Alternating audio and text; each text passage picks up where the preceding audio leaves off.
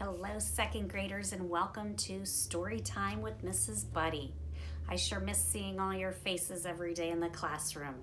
So I thought we would have a story time here. Today I'm going to read Alexander and the Terrible, Horrible, No Good, Very Bad Day. I hope you're not having any of these at home. This is written by Judith Viorst. I went to sleep with gum in my mouth, and now there's gum in my hair. And when I got out of bed this morning, I tripped on the skateboard, and by mistake, I dropped my sweater in the sink while the water was running. And I could tell it was going to be a terrible, horrible, no good, very bad day. At breakfast, Anthony found a Corvette Stingray car kit in his breakfast cereal. Nick found a junior undercover agent code ring in his breakfast cereal box. But in my breakfast cereal box, all I found was breakfast cereal. I think I'll move to Australia.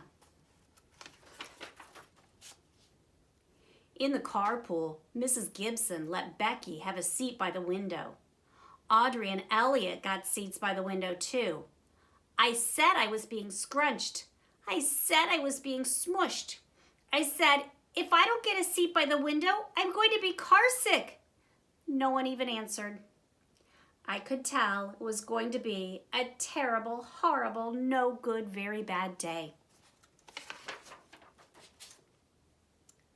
At school, Mrs. Dickens liked Paul's picture of the sailboat better than my picture of the invisible castle.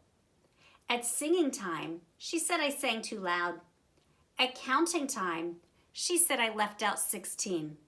Who needs 16? I could tell it was going to be a terrible, horrible, no good, very bad day. I could tell because Paul said I wasn't his best friend anymore.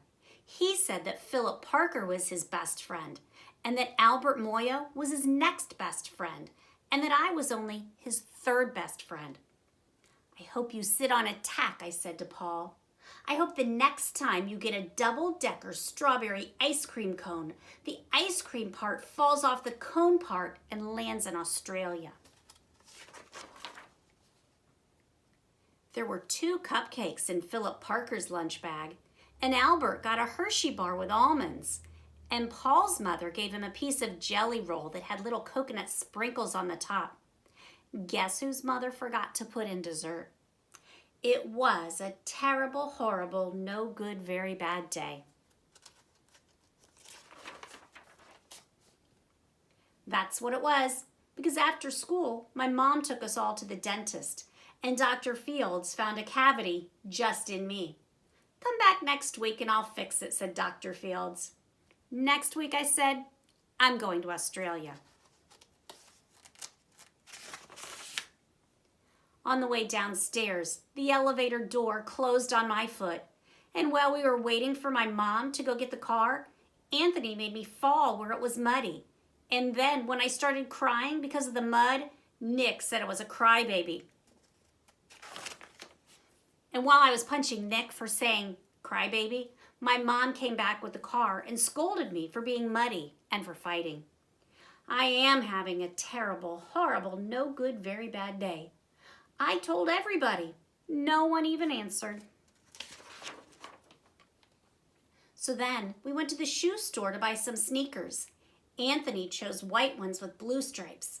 Nick chose red ones with white stripes. I chose blue ones with red stripes. But then the shoe man said, we're all sold out. They made me buy plain old white ones, but they can't make me wear them. When we picked up my dad at his office, he said I couldn't play with the copying machine, but I forgot. He also said to watch out for the books on his desk, and I was careful as could be, except for my elbow.